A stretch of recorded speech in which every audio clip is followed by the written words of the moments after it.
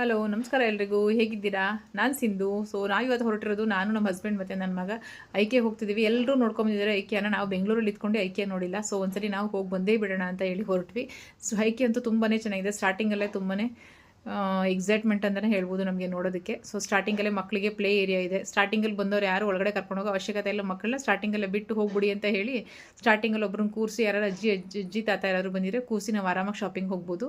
ಒಳಗಡೆ ಹೋದ್ರೆ ಎಲ್ಲ ಆರಾಮಾಗಿ ನಮಗೆ ಬೆಡ್ರೂಮ್ ಸೆಟಪ್ ಬೇಕಾ, ಲಿವಿಂಗ್ ರೂಮ್ ಸೆಟಪ್ ಬೇಕಾ, ಸ್ಟಡಿ ರೂಮ್ ಬೇಕಾ, ಎಲ್ಲ ಪ್ರತಿಯೊಂದು ಕಿಚನ್ ಬೇಕಾ, ಯಾವ ರೀತಿ ಬೇಕು ನಮಗೆ ಆ ಕಲರ್ ಕಾಂಬಿನೇಷನ್ಗೆ ಆ ಸ್ಪೇಸ್ ನಮ್ದು ಎಷ್ಟಿರುತ್ತೆ, ರೂಮ್ ಎಷ್ಟಿರುತ್ತೆ, ಲಿವಿಂಗ್ ಏರಿಯಾ ಎಷ್ಟಿರುತ್ತೆ, ಅದಕ್ಕೆ ತಕ್ಕನಾಗಿ ಎಲ್ಲ ರೀತಿ ನಮಗೆ ಡಿಫ್ರೆಂಟ್ ಟೈಪ್ಸ್ದು ಎಲ್ಲ ರೀತಿ ಸೆಟಪ್ ಮಾಡಿಟ್ಟಿರ್ತಾರೆ. ನೋಡಿದ್ರೆ ಒಂಥರ ಸ್ಟುಡಿಯೋ ನೋಡ್ದಂಗೆ ಆಗುತ್ತೆ. ಈ ಫಿಲಮಲ್ಲೆಲ್ಲ ಹೆಂಗೆ ಸೆಟ್ಗಳು ಹಾಕಿರ್ತಾರೆ ಆ ಥರ ತುಂಬಾ ಚೆನ್ನಾಗಿತ್ತು.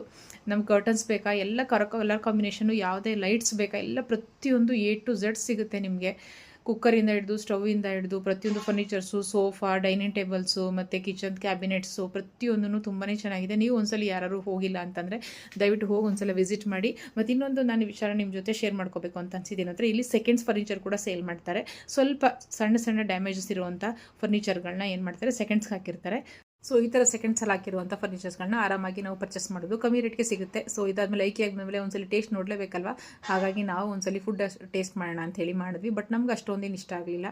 ತುಂಬಾ ಮೈಲ್ಡ್ ಆಗಿತ್ತು. ಒಂಥರ ಈ ಫಾರಿನರ್ಸ್ ಎಲ್ಲ ತಿಂತಾರಲ್ಲ ಆ ಥರ ಇತ್ತು. ಹೊಟ್ಟೆಗಂತೂ ಒಳ್ಳೆಯದು, ಬಟ್ ಬಾಯಿಗಂತೂ ರುಚಿ ಕಮ್ಮಿ. ಇದಾಗಿತ್ತು ನಮ್ಮ ಇವತ್ತಿನ ಐಕೆಯ ಟೂರ್ ಅಂತಲೇ ಹೇಳ್ಬೋದು. ಬಾಯ್.